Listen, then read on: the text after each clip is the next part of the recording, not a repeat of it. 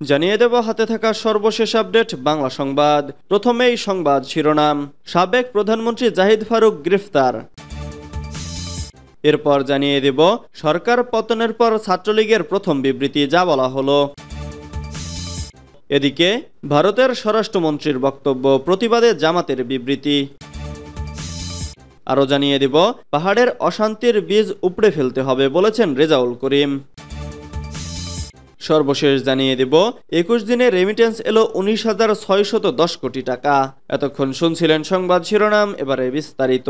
তবে অনুরোধ থাকবে ভিডিওটিতে একটি লাইক করবেন এবং কমেন্ট করে জানিয়ে দেবেন কোন জেলা থেকে আপনি আমাদের এই ভিডিওটি দেখছেন। সাবেক প্রতিমন্ত্রী জাহিদ ফারুক গ্রেফতার।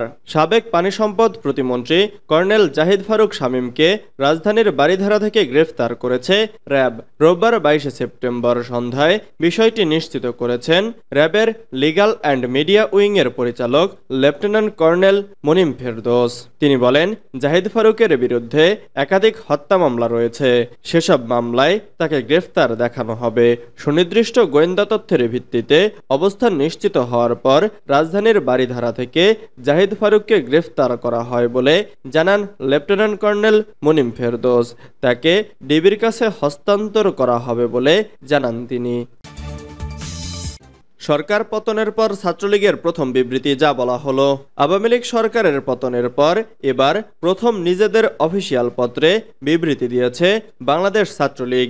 এতে ঢাকা বিশ্ববিদ্যালয় ও জাহাঙ্গীরনগর বিশ্ববিদ্যালয় সহ দেশের বিভিন্ন স্থানে বিচার বহির্ভূত হত্যাকাণ্ডের ঘটনায় উদ্বেগ প্রকাশ করেছে। রোববার 22 সেপ্টেম্বর ছাত্রলীগের কেন্দ্রীয় সভাপতি সাদ্দাম হোসেন এবং সাধারণ সম্পাদক শেখ ওয়ালি আসিফ ইনান স্বাক্ষরিত এক বিবৃতিতে এ উদ্বেগ জানানো হয়। এতে বলা হয়, সম্প্রতি ঢাকা বিশ্ববিদ্যালয়ে তোফাজ্জল হোসেন, জাহাঙ্গীরনগর বিশ্ববিদ্যালয়ে শামীম মোল্লা এবং রাজশাহী বিশ্ববিদ্যালয়ে আব্দুল্লাহ আল মাসুদ সহ দেশের বিভিন্ন প্রান্তে সংঘটিত বিচার বহির্ভূত হত্যাকাণ্ডের বিষয়ে উদ্বেগ প্রকাশ করেছে ছাত্রলীগ এবং এর নিরপেক্ষ তদন্ত সাপেক্ষে জড়িতদের বিরুদ্ধে যথাযথ পদক্ষেপ গ্রহণের জন্য প্রশাসন ও আইনশৃঙ্খলা বাহিনীর প্রতি আহ্বান জানাচ্ছে কেন্দ্রীয় ছাত্রলীগ। এর আগে গত বুধবার 18 সেপ্টেম্বর ঢাকা বিশ্ববিদ্যালয় ও জাহাঙ্গীরনগর বিশ্ববিদ্যালয়ে দুজনকে পিটিয়ে হত্যার ঘটনা ঘটেছে। বুধবার বিকেল থেকে রাতের মধ্যে এ দুই হত্যাকাণ্ড ঘটে। এর মধ্যে জাবিতে নিহত শামীম মোল্লা বিশ্ববিদ্যালয় শাখা ছাত্রলীগের সাবেক নেতা এবং ঢাবিতে নিহত তোফাজ্জল হোসেন মানসিক ভারসাম্যহীন ব্যক্তি। প্রসঙ্গত 5 আগস্টের পর ছাত্রলীগের শীর্ষ দুই নেতার কোনো খোঁজ মিলছে না। সরকার পতনের পরপরই আত্মগোপনে চলে যান সংগঠনটির শীর্ষ দুই নেতা। সিলেট সীমান্ত দিয়ে ছাত্রলীগের কেন্দ্রীয় ও ঢাকা বিশ্ববিদ্যালয়ের বেশ কয়েকজন নেতা দেশ থেকে পালিয়ে গেছেন বলে বিভিন্ন সূত্র জানিয়েছেন। তবে তারা এখন কোথায় আছে তা কেউ নিশ্চিত করতে পারেননি। আত্মগোপনে থেকেই বাংলাদেশ ছাত্রলীগ নামের হোয়াটসঅ্যাপ গ্রুপে বিবৃতি পাঠান ছাত্রলীগের সভাপতি সাদ্দাম হোসেন। ভারতের স্বরাষ্ট্রমন্ত্রীর বক্তব্য, প্রতিবাদে জামাতের বিবৃতি।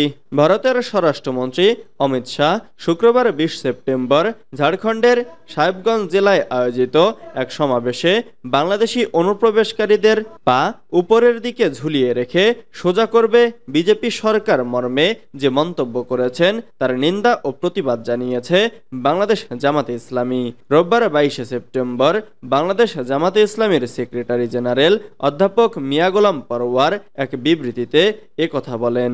জামাতের সেক্রেটারি বিবৃতিতে বলেন, ভারতের স্বরাষ্ট্রমন্ত্রী অমিত শাহ অনুপ্রবেশকারী বাংলাদেশিদের পা উপরের দিকে ঝুলিয়ে রেখে সোজা করা হবে বলে যে বক্তব্য দিয়েছেন তা আন্তর্জাতিক আইন ও মানবাধিকারের পরিপন্থী। তিনি আরও বলেন, আমি তার এ বক্তব্যের নিন্দা ও প্রতিবাদ জানাচ্ছি। তার এ ধরনের বক্তব্য বাংলাদেশের সাথে বন্ধুত্বপূর্ণ সম্পর্কের ইঙ্গিত বহন করে না। বাংলাদেশের জনগণ ভারতের কাছ থেকে এ ধরনের বক্তব্য প্রত্যাশা করে না। মানবাধিকারের পরিপন্থী এ ধরনের বক্তব্য পরিহার করার করার জন্য ভারতের স্বরাষ্ট্রমন্ত্রী অমিত শাহর প্রতি আহ্বান জানিয়ে জামাত সেক্রেটারি মিয়া গোলাম পরওয়ার বলেন, এই বক্তব্যের প্রতিবাদ করার জন্য বাংলাদেশ সরকারের দৃষ্টি আকর্ষণ করছি। প্রসঙ্গত, ভারতের রাজ্য বিধানসভা নির্বাচন সামনে রেখে গত শুক্রবার 20 সেপ্টেম্বর ঝাড়খণ্ডের সাহেবগঞ্জ জেলায় পরিবর্তন যাত্রার উদ্বোধন উপলক্ষে আয়োজিত সমাবেশে দেওয়া ভাষণে অমিত শাহ বলেন, ঝাড়খণ্ড রাজ্যে বিজেপি সরকার গড়তে পারলে বাংলাদেশি অনুপ্রবেশকারীদের উল্টো করে ঝুলিয়ে সোজা করা হবে। পাহাড়ের অশান্তির বীজ উপড়ে ফেলতে হবে বলেছেন রেজাউল করিম। ইসলামী আন্দোলন বাংলাদেশের আমির মুফতি সৈয়দ মোহাম্মদ রেজাউল করিম বলেছেন, আমাদের মাতৃভূমিকে নিয়ে গভীর ষড়যন্ত্র চলছে। পতিত সরকার ও ভারত মিলে দেশের স্বাধীনতা সার্বভৌমত্ব নিয়ে চক্রান্তে মেতে উঠেছে। পার্বত্য চট্টগ্রামে সংঘাত ও সংঘর্ষকে কেন্দ্র করে সম্প্রতি চাকমারা ভারতের প্রধানমন্ত্রী নরেন্দ্র মোদীর কাছে চিঠি লিখে দেশদ্রোহীর কাজ করছে। এর দায়ে তাদের গ্রেফতার করা উচিত। এসবই সরকার উৎখাত ও বাংলাদেশের স্বাধীনতা সার্বভৌমত্বের বিরুদ্ধে হুমকি। এসব দেশবিরোধী চক্রান্ত কঠোরভাবে অন্তর্বর্তীকালীন সরকারকে দমন করতে হবে।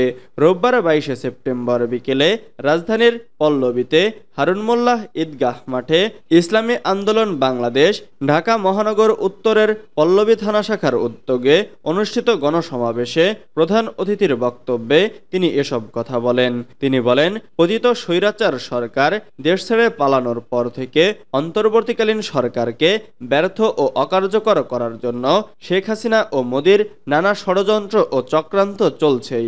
সংখ্যালঘু নির্যাতনের অজুহাত, জুডিশিয়াল কু, সরকারি কর্মকর্তা কর্মচারীদের আন্দোলন, আনসার আন্দোলন, পুলিশের অসহযোগিতা সহ ফ্যাসিস্ট শেখ হাসিনার দোসর রোকেয়া প্রাচী সহ কিছু উচ্ছিষ্টভোগীর উস্কানিমূলক কথাবার্তা সরকারকে অস্থিতিশীল ও ব্যর্থ করার অপচেষ্টার অংশ ছাড়া কিছু নয়। এখন নতুন করে পার্বত্য চট্টগ্রামে মোটরসাইকেল চুরির মতো সামান্য ঘটনাকে পুঁজি করে সংঘাত সংঘর্ষের মাধ্যমে পাহাড় অস্থিতিশীল করে তোলা হচ্ছে। এর পেছনেও পতিত স্বৈরাচার শেখ হাসিনা ও মোদির ষড়যন্ত্র কাজ করছে। 21 দিনে রেমিটেন্স এলো 19,610 কোটি টাকা।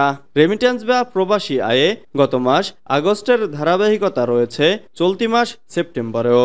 চলতি মাসের 3 সপ্তাহে এসেছে 163 কোটি 42 লাখ মার্কিন ডলার রেমিটেন্স, যা বাংলাদেশি মুদ্রায় 19,610 কোটি টাকার বেশি।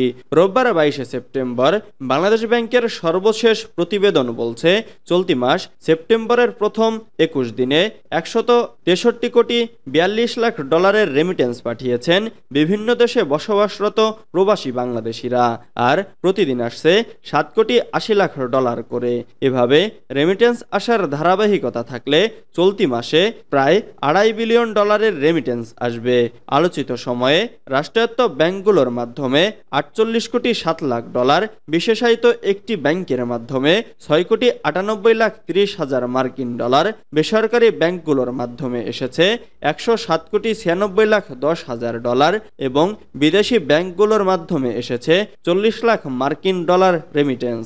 বাংলাদেশ ব্যাংকের সংশ্লিষ্ট বিভাগের এক ঊর্ধ্বতন কর্মকর্তা জানান, চলতি মাস সেপ্টেম্বরের শুরু থেকেই রেমিটেন্স আসার গতি ভালো রয়েছে।